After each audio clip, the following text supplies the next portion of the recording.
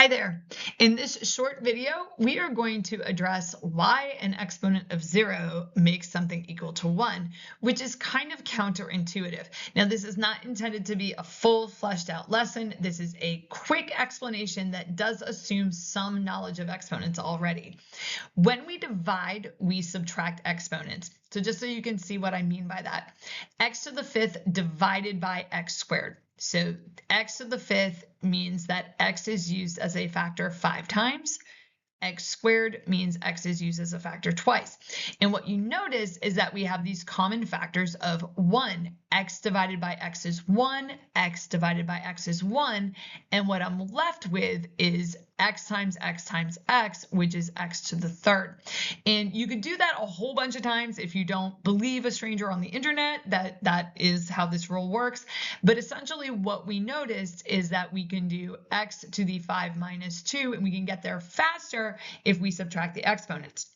Now consider this. What if it were x to the fifth divided by x to the fifth?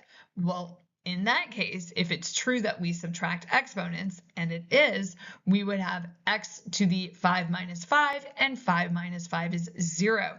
And so this is where that exponent of 0 comes from. It comes from this process here. But we also know that anything divided by itself has to be equal to 1. So x to the fifth times x to the fifth, like we could go and do those x's out and cancel everything out, and we'd end up with 1. Thus, x to the 0 has to be equal to the number 1. That's the logic behind it. If we have two processes and we know they both work and they land us in these two different places, those two different places have to be equal to each other. So x to the 0 has to be equal to 1. Now, what this means in polynomials, if you're clicking over here from a polynomials video, is that a constant can be written as something times x to the 0. So if you had x squared plus 3x plus 5, and somebody says, well, you have the x squared, 3x is x to the first, you could write it as 5x to the 0, and that preserves the 2, 1, 0, that like countdown.